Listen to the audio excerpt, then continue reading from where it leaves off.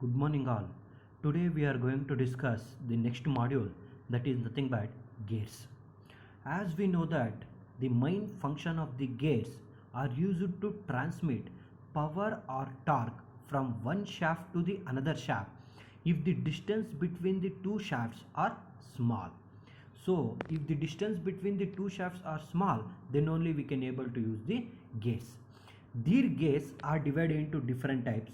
It may be a spur gears, or bevel gears, or helical gears, or worm gears, or rack and pinion gears. These are the commonly used types of gears. Now in our syllabus, first we are going to discuss what is spur gears. So what is spur gears?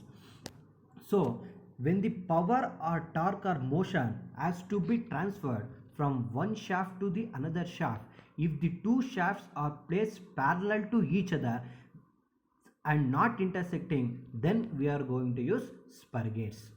And sure, so both the gears should be parallel and the axis of these shafts should not be intersecting, then we are going to use spur gears. And sure, so under that we are having some terminologies. Whatever the figure you are seeing, it is nothing but gear. So whatever this center line you are seeing, this is nothing but pitch circle. And should it is nothing but pitch circle. The distance between pitch circle to the above the face is nothing but addendum. The distance from pitch circle to the below the face is nothing but dedendum. The distance from pitch circle to the above is we call it as face, or below we call it as flank, and distance from one of the teeth to the another teeth is nothing but circular pitch, and the distance from ear to ear is nothing but tooth pitchness, and this is nothing but top face, and the distance from ear to ear is nothing but face width, or we can call it as that is nothing but B. And sure, these are some of the terminologies. Next we will see, here you can see this is nothing but external spur gear and this is nothing but internal gearing. That is nothing but when one gear will rotate inside the another gear, that is nothing but internal gearing. When one gear is rotate outside the another gear, that is nothing but external gearing. In the figure you can see, when the two gears are rotate, when one gear is rotating outside the another gear, then the rotation will be opposite. One gear is rotating the clockwise, then another gear will rotate in the anti-clockwise, that is nothing but external gear. When both the gears is rotate in the same direction, that is nothing but internal gearing. You can see here figure, this is one gear and this is another gear. The one gear is rotate inside the another gear, that is nothing but internal gearing. And sure, next we will see beam strength of the spur gear teeth, or Levis equation. Now you can see the main function of the gear is nothing but used to transmit the power or motion, so from one component to the another component. So in order to the load carrying ability of the gears, in order to determine the load carrying ability of the gears, it can be obtained by using the Levis equation. So here Levis considered one gear, since as we know that the gear is in the form of beam shape, so they given the name as beam strength of the spur gear. So whatever the figure you can see here, there is a three force, that is nothing but normal force. When this normal force is acting on the bear, it is divided into two types. One is the tangential force, another one is the radial force. And sure, so whatever the radial force is acting from the upwards direction, when radial force is acting on the beam, it undergoes some compression. Since the magnitude is very small, therefore we are going to neglect the radial force. And when the tangential force is acting on the beam will undergo some bending.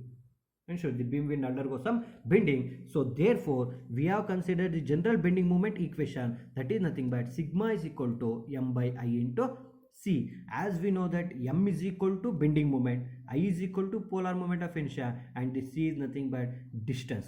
So m is nothing but bending moment, it is nothing but force into perpendicular distance. Now you can see, due to this tangential force, the beam will undergo some bending. So therefore this is the force and perpendicular distance is nothing but h. Therefore bending moment is equal to ft into h. So that is nothing but m, and c is nothing but that is nothing but T divided by 2, and I is equal to BT cube divided by 12, and where B is equal to phase speed and T is the thickness. So if you substitute everything here, finally we will get sigma into B into T square divided by 6 into H. As from this equation 6 and H are variable, so we are going to write T square divided by 6H is nothing but Y, where Y is nothing but Lewis form factor. So finally we will get this equation, that is nothing but sigma B into Y, where Y is nothing but Lewis form factor, that is nothing but Py. So replace it by Py, where Y is nothing but Lewis form factor and P is equal to pitch. And this Lewis form factor can be calculated by using some formulas.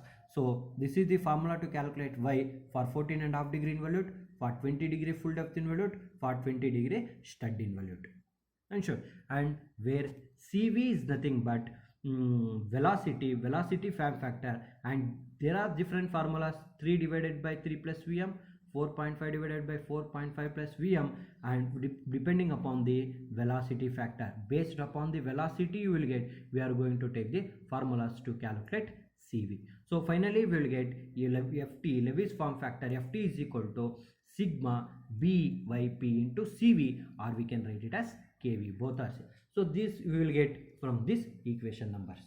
And sure, next we will see dynamic tooth load.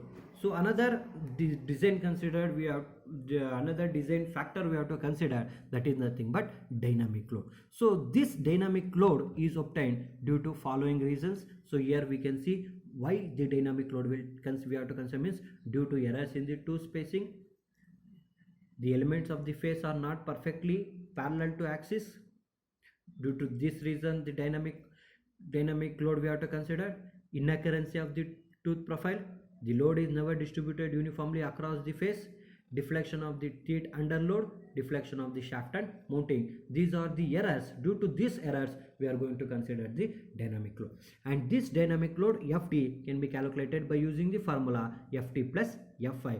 So finally, we will get Ft is equal to Ft plus, this is the formula, and we will get from this equation number the formula to calculate the dynamic load. And Ft is nothing but, so previously we will calculate Ft here by using Lewis form factor, that we have to substitute here.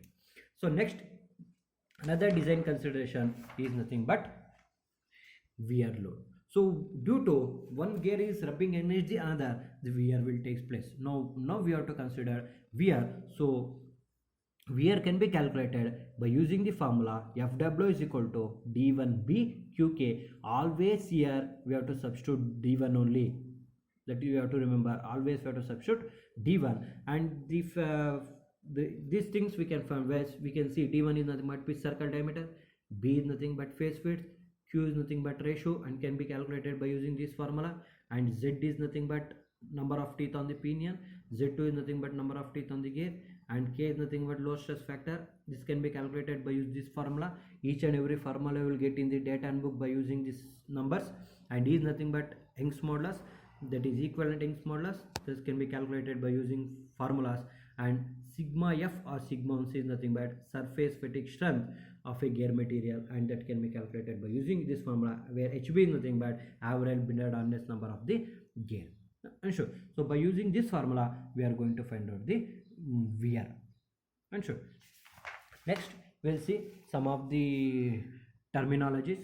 So some of the things we will see. So where we are going to see where Z1 is nothing but number of teeth on the pinion, and Z2 is nothing but number of teeth on the gear, N1 is nothing but speed, N2 is nothing but speed of the gear,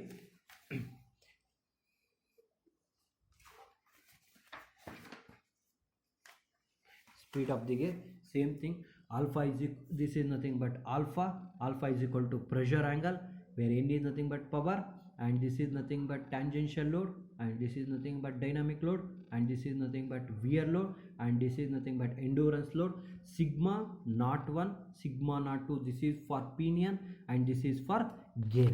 And sure, next Young's modulus for pinion, Young's modulus for gear, equivalent Young's modulus, Lewis form factor, service factor, center distance A, and B is nothing but phase speed, C is equal to circular pitch, K K is nothing but low stress factor, ratio, velocity, addendum, dedendum, addendum split circle. These are some of the notations we are going to see before we are going to solve the problem. And there is the design procedure. So depending upon the design procedure, we are going to design the gear. Sure. So instead of seeing design procedure, directly we will solve the problem. So these are the basic things you have to know. Then we are going to solve the problem. So always remember, here we will get pinion and here we will get the gear. Sure. One is pinion and another one is gear. Always for pinion you will get Z1, N1, D1 for pinion, and for gear you will get Z2, N2, D2. That you have to remember. Okay. So next we will go through the problems. First we will see how to find out face width B. How to find out face width B.